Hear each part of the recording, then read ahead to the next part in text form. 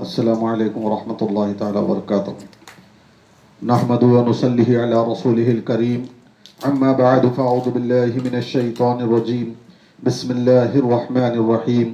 ان اللہ وملائکتہ یصلون علی النبی یا ایہا الذین آمنوا صلوا علیہ وسلموا تسلیما اللهم صل على سيدنا مولانا محمد وعلى آله وصحبه وأهل بيته وذرياته أجمعين۔ حضرت ابو ذر رضی اللہ تعالیٰ عنہ روایت کرتے ہیں کہ رسول اللہ صلی اللہ علیہ وسلم کے مؤذن نے ظہر کی اذان کہنی چاہی تو آپ نے فرمایا ٹھنڈا ہو جانے دو یا ٹھہر جاؤ، گرمی کی شدت جہنم کے جوش سے ہوتی ہے، لہذا گرمی سخت ہو جائے تو نماز ٹھنڈی کر کے ادا کیا کرو یہاں تک کہ ہمیں ٹیلوں کا سایہ نظر آنے لگا۔ ابو ہریرہ رضی اللہ تعالیٰ عنہ روایت کرتے ہیں کہ رسول اللہ صلی اللہ علیہ وسلم نے فرمائے جب گرمی کی شدت بڑھ جائے تو نماز کو ٹھنڈے وقت پڑھا کرو، اس لیے کہ گرمی کی شدت جہنم کے جوش سے ہوتی ہے اور آگ اپنے پروردگار سے شکایت کرتی ہے کہ میرے پروردگار میرے ایک پہلو نے دوسرے پہلو کو کھا لیا ہے۔ اللہ تعالیٰ نے اسے 2 مرتبہ سانس لینے کی اجازت دی ہے، ایک سردی میں اور ایک گرمی میں، اور گرمی میں وہی سخت گرمی ہے جسے تم محسوس کرتے ہو اور سخت سردی ہے جو تمہیں لگتی ہے۔ ابو سعید رضی اللہ تعالیٰ عنہ روایت کرتے ہیں کہ ظہر کی نماز ٹھنڈے وقت میں پڑھو کیونکہ گرمی کی شدت جہنم کے جوش سے ہوتی ہے۔ دوران سفر ظہر ٹھنڈے وقت میں ادا کرنا۔ ابو ذر غفاری رضی اللہ تعالیٰ عنہ روایت کرتے ہیں کہ ہم رسول اللہ صلی اللہ علیہ وسلم کے ہمراہ کسی سفر میں تھے، مؤذن نے ظہر کے لیے اذان دینی چاہی، رسول پاک صلی اللہ تعالیٰ علیہ وسلم نے فرمایا ٹھنڈا ہو جانے دو، اس نے پھر اذان دینی چاہی، آپ نے اس سے منع فرمایا، آپ نے اسے فرمایا ٹھنڈا ہو جانے دو یہاں تک کہ ہمیں ٹیلوں کا سایہ نظر آنے لگا، تب رسول پاک صلی اللہ علیہ وسلم نے فرمایا گرمی کی شدت جہنم کے جوش سے ہوتی ہے،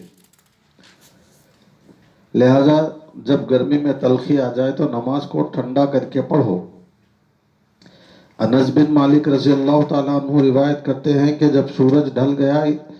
رسول اللہ صلی اللہ علیہ وسلم باہر تشریف لائے، پھر آپ نے ظہر کی نماز ادا فرمائی اور منبر پر جلوہ اور فروز ہوئے اور آپ نے قیامت کا ذکر شروع فرمایا،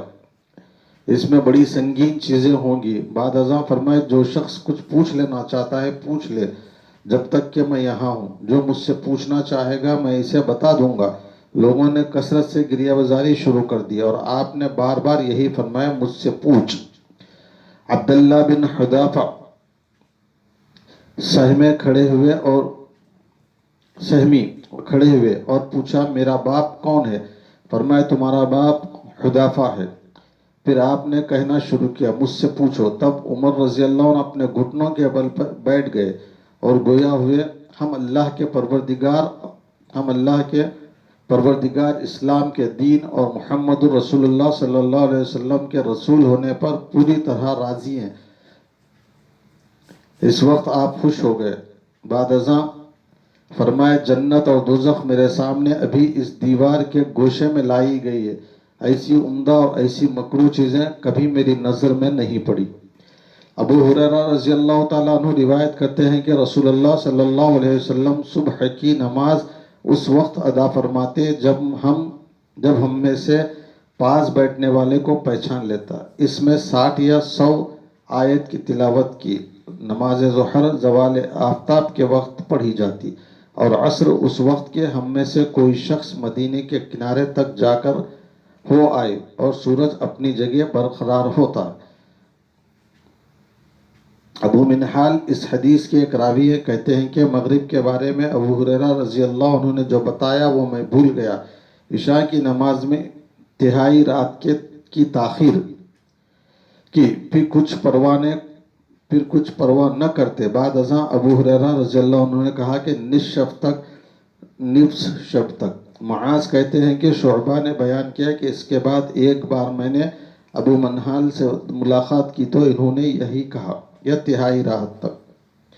انس بن مالک رضی اللہ تعالیٰ عنہ روایت کرتے ہیں کہ ہم رسول اللہ صلی اللہ علیہ وسلم کے پیچھے نماز ظہر پڑھتے تو گرمی سے بچنے کے لیے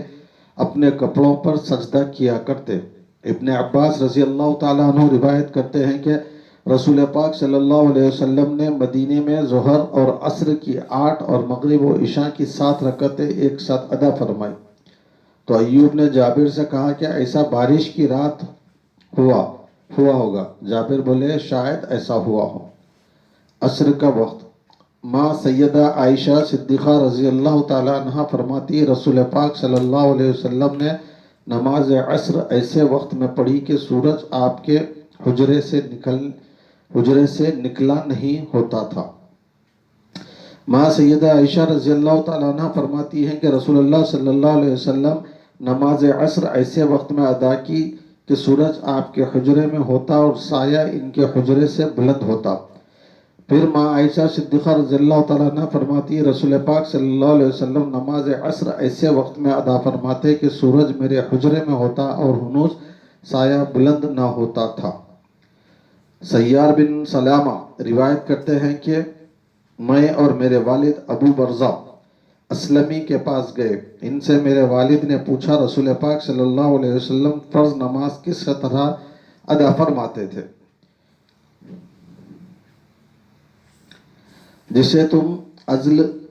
تم اول کہتے ہو اس وقت پڑھتے جب سورج ڈھل جاتا، اور عصر پڑھتے کہ اس کے بعد ہم میں سے کوئی اپنی جگہ جو مدینے کے کنارے پر ہوتی واپس پہنچ جاتا اور سورج کی تمازت باقی ہوتی تھی۔ سیار کہتے ہیں کہ مغرب کے بارے میں بھول گیا کہ انہوں نے کیا کہا تھا، اور آپ کو یہ پسند تھا کہ عشاء جسے تم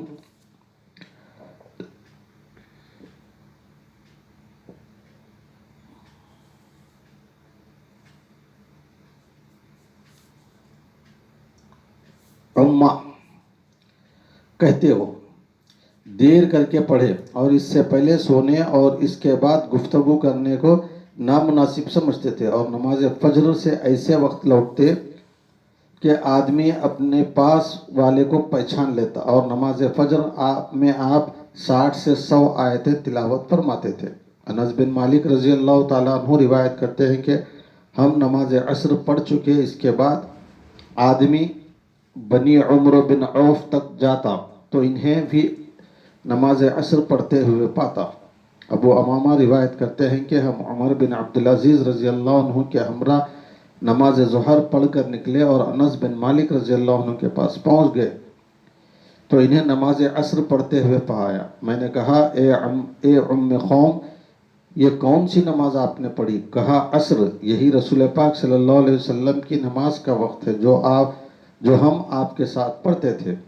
انس بن مالک رضی اللہ تعالیٰ عنہ روایت کرتے ہیں کہ نماز عصر پڑھ چکے تھے، پھر ہم میں سے کوئی جانے والا قبا تک جاتا اور وہاں ایسے وقت پہنچتا کہ سورج خاصا بلند ہوتا تھا۔ انس بن مالک رضی اللہ تعالیٰ عنہ روایت کرتے ہیں کہ رسول اللہ صلی اللہ علیہ وسلم نماز عصر ایسے وقت میں پڑھتے تھے کہ سورج بلند ہو اور تیز ہوتا تھا، پھر جانے والا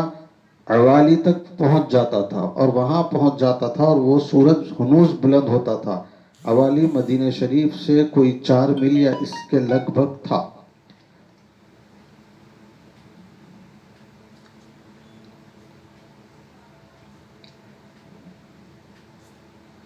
عبداللہ بن عمر رضی اللہ تعالیٰ عنہ روایت کرتے ہیں کہ رسول پاک صلی اللہ علیہ وسلم نے فرمایا جس کی نماز عصر فوت ہو جائے گویا اس کے اہل و مال برباد ہو گئے۔ ابو عبداللہ امام بخاری کہتے ہیں کہ یترکم و تترجل سے ماخوذ ہے، یعنی کسی آدمی کا مار ڈالنا یا مال چھین لینا ہے۔ ابو ملحی روایت کرتے ہیں کہ ہم کسی غزوے میں بریدہ کے ہمراہ تھے، اس دن بادل چھائے ہوئے تھے، انہوں نے کہا عصر کی نماز جلد پڑھ لو کیونکہ رسول پاک صلی اللہ علیہ وسلم نے فرمایا جس نے نماز عصر کی چھوڑ دی اس کا عمل اکارت گیا۔ جریر بن عبداللہ روایت کرتے ہیں کہ رسول اللہ صلی اللہ علیہ وسلم کے ہاں حاضر تھے، آپ نے رات کو چاند کی طرف دیکھا اور فرمایا تم اپنے رب کو یوں دیکھو گے جس طرح اس چاند کو دیکھ رہے ہو، اس کے دیکھنے میں تمہیں کوئی دقت نہیں ہوگی، لہٰذا اگر تم یہ کر سکتے ہو کہ طلوع آفتاب سے پہلے کی نماز ادا کر لیا کرو تو پھر آپ نے فَسَبِّحْ بِحَمْدِ رَبِّكَ قبل طلوع الشمس وقبل الغروب والی آیتہ پڑھی۔ ابو ہریرہ رضی اللہ تعالیٰ عنہ روایت کرتے ہیں کہ رسول اللہ صلی اللہ علیہ وسلم نے فرمائے، رات دن میں فرشتوں کے فرائض اور ذمہ داریاں بدلتی رہتی ہے، فرشتے تمہارے پاس آگے پیچھے آتے جاتے رہتے ہیں، رات اور دن کے فرشتے فجر اور عصر کی نماز میں اکٹھے ہوتے ہیں، جو فرشتے تمہارے پاس رہتے ہیں اور جب اوپر جاتے ہیں تو ان کا پروردگار پوچھتا ہے، حالانکہ وہ خود اپنے بندوں کے احوال سے زیادہ واقف ہے، تم نے میرے بندوں کو کس حال میں چھوڑا؟ وہ کہتے ہیں ہم نے انہیں نماز پڑھتے ہوئے چھوڑا، اور جب ہم ان کے پاس گئے تھے تو وہ اس وقت بھی نماز پڑھ رہے تھے۔ وما علینا الا البلاغ۔ السلام علیکم ورحمۃ اللہ تعالی وبرکاتہ۔